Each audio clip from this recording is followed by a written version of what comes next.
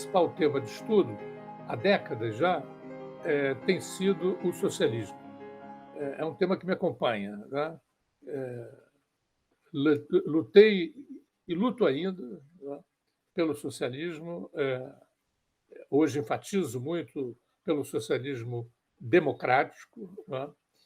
Vivi em países que se empenhavam em construir uma sociedade socialista, né, como em Cuba, em Moçambique, em certa medida Argélia, e já estive em países socialistas, né? A União Soviética, enquanto ela existiu, né, e a China, né? E tornei esse tema um objeto de interesse, né, em cursos de graduação, em pós-graduação, palestras e pesquisas. A grande questão que se coloca, a meu ver, na análise do socialismo contemporâneo é: o socialismo é, por natureza, autoritário ou é democrático? Pode haver socialismo democrático? Pode haver socialismo autoritário? O socialismo democrático pode se transformar em socialismo autoritário? Ou vice-versa? O socialismo autoritário pode evoluir no sentido de um socialismo democrático? Vamos tentar rapidamente responder essas questões. A grande marca do socialismo ou das ideias socializantes, é a aspiração igualitária. Essa aspiração existe desde a aurora dos tempos. Lutas e movimentos e doutrinas acompanham a história da humanidade, dando sempre lugar a essas tendências igualitárias. Um mundo em que as desigualdades sociais e as demais desigualdades políticas e culturais fossem abolidas. É sempre aquela perspectiva da Idade de Ouro, né? do reino da harmonia, né? em que todas as demandas possam ser alcançadas. E isso faz parte, não é? Da utopia socialista, né? Porém, a marca específica do socialismo contemporâneo, a partir do século XIX, incluindo-se aí tendências variadas, como, por exemplo, a marxista ou a anarquista, né?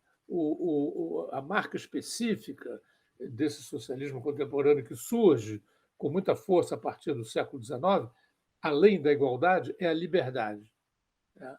E conformando a liberdade, a democracia e também as aspirações internacionais, né?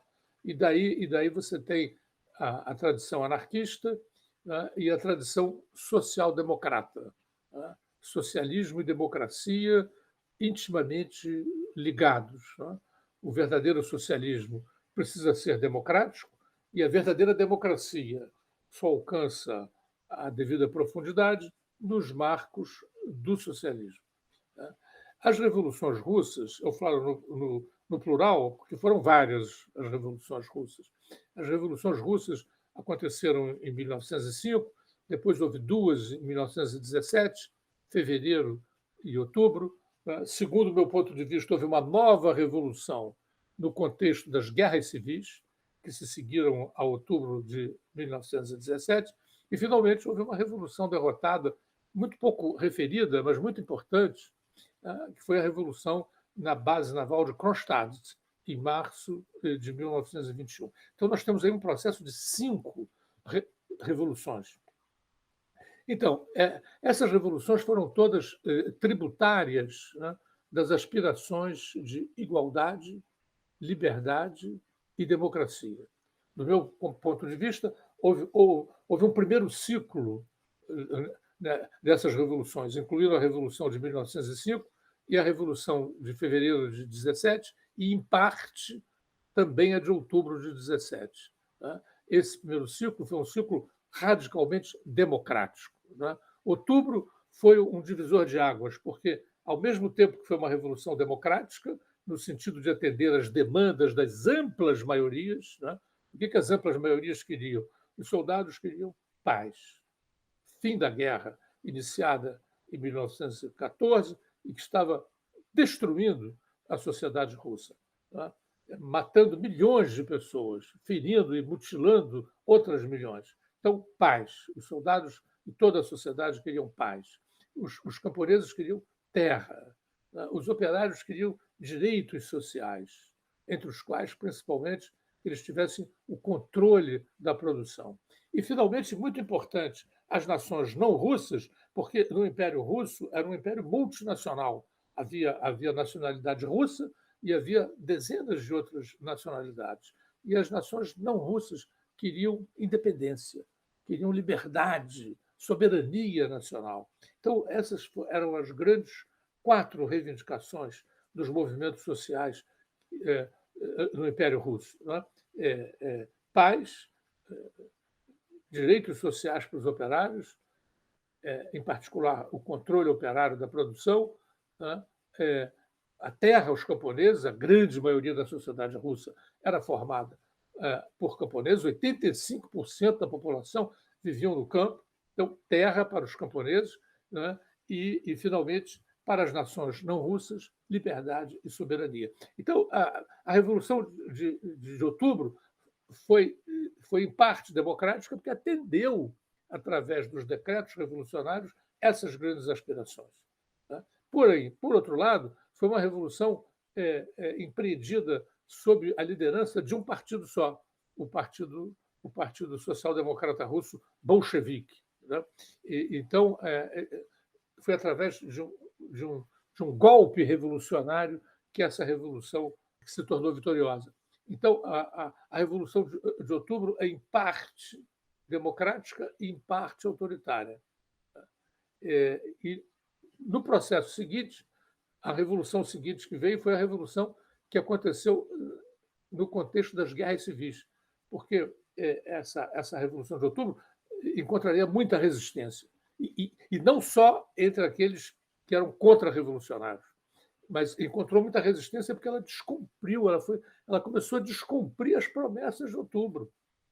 Então, houve muitos socialistas que se rebelaram contra a Revolução de Outubro, houve anarquistas que se rebelaram contra a Revolução de Outubro, as nações não russas se rebelaram contra a Revolução de Outubro, os próprios camponeses acabaram, embora tendo ganho a terra, começaram a sofrer muito arbitrariedades do exército bolchevique durante as guerras civis, então eles se revoltaram também, e, finalmente, né, em 1921, a Revolução de Kronstadt veio depois que os contra-revolucionários tinham sido liquidados como força política. Essa Revolução de Kronstadt, os marinheiros de Kronstadt, que eram um setor avançado do socialismo russo, né, que tinha desempenhado um papel fundamental na derrubada do czarismo e também fundamental na derrota dos contra-revolucionários. Esses marinheiros exigiram a democratização do socialismo e não foram respeitados pelos bolcheviques. Os bolcheviques destruíram essa Revolução de Kronstadt de março de 1921. Então, nós temos que, através das guerras civis, né, aquelas aspirações democráticas foram revertidas. Né? E é por isso que eu considero que nas guerras civis houve uma revolução na revolução, né? Prevalecendo, a partir daí, o socialismo autoritário, a ditadura política, né? Negando a liberdade, negando a participação democrática das gentes na construção e no controle do poder. Então, a gente vai ter que o socialismo russo, a partir daí, e sobretudo a partir da derrota da Revolução de Kronstadt, a gente vai ter um socialismo, né, baseado na ditadura, né, na centralização política, no estatismo, né, o Estado tomando conta de todas as iniciativas econômicas, políticas, culturais, né? E, finalmente, também uma revolução nacionalista, né? Aquele internacionalismo que era próprio da revolução do socialismo do século XIX, compartilhado por marxistas e anarquistas. Esse internacionalismo seria negado ao longo do tempo, prevalecendo, em lugar do internacionalismo, os interesses do Estado soviético. sobre os interesses das demais revoluções no mundo. Isso fixou um padrão para o século XX, do socialismo autoritário, que é um socialismo. Isso é uma questão controvertida. Muitos acham que o socialismo é democrático ou não é. Tá? Realmente, o socialismo democrático era a tendência largamente dominante entre os socialistas europeus ao longo de todo o século XIX, lutando contra o liberalismo, lutando contra a exclusão, lutando contra variadas formas de autoritarismo. O socialismo, ao longo do século XIX, ele realmente se afirmou como um socialismo democrático. E os próprios socialistas russos, ao longo daquele primeiro ciclo, a Revolução de 1905, depois a de fevereiro de 17, depois também a de outubro, né, os socialistas russos eram tão compartilhavam tanto os valores democráticos que eles eram conhecidos como a democracia. Era assim que eles eram conhecidos. Tá? A democracia era um termo que unia todas as tendências do socialismo russo. Porém, a partir da própria Revolução de Outubro, com a intervenção autoritária do Partido Bolchevique, e depois, e sobretudo, ao longo das guerras civis, esse é o meu ponto, né, afirmou-se um socialismo autoritário na Rússia, que depois se transformaria, desde 1922, na União das Repúblicas Socialistas Soviéticas. Né? E a gente vai observar que o socialismo no século XX, né, se a gente vai contemplar as duas outras grandes revoluções socialistas, a Revolução Chinesa e a Revolução Cubana, elas não são iguais às revoluções russas. São sociedades muito diferentes da Rússia, a sociedade chinesa e a cubana, mas elas têm. As revoluções socialistas acabaram compartilhando tendências e valores. Provavelmente porque elas emergiram também no quadro de guerras revolucionárias. E a guerra é um processo essencialmente antidemocrático. Né? A guerra não comporta discussões, debates contraditórios, conflitos de interesses. A guerra exige comando único, né? E isso é que caracteriza os exércitos, mesmo os exércitos revolucionários. Então, você tem esse processo revolucionário cubano e chinês acabou gerando essas características, essas grandes características que o socialismo soviético assumiu. Né? A questão da ditadura política, a questão do estatismo, né? E a questão do nacionalismo. Tá? E a partir dessa convicção, eu aprofundei e sigo e continuo aprofundando os estudos sobre as guerras civis na Rússia, entre 1918 e 1921, né, para demonstrar a hipótese de que a guerra e a violência extrema são letais, mortais para o socialismo e para a democracia. A minha tese é essa: o socialismo autoritário nasce da catástrofe e da guerra. Né? Suscita polarizações radicais, né? Destrói a democracia como território do conflito, demarcado por leis, e da política, como arte do diálogo. Hoje, nós vivemos um mundo de desigualdades crescentes e de autoritarismo disseminado.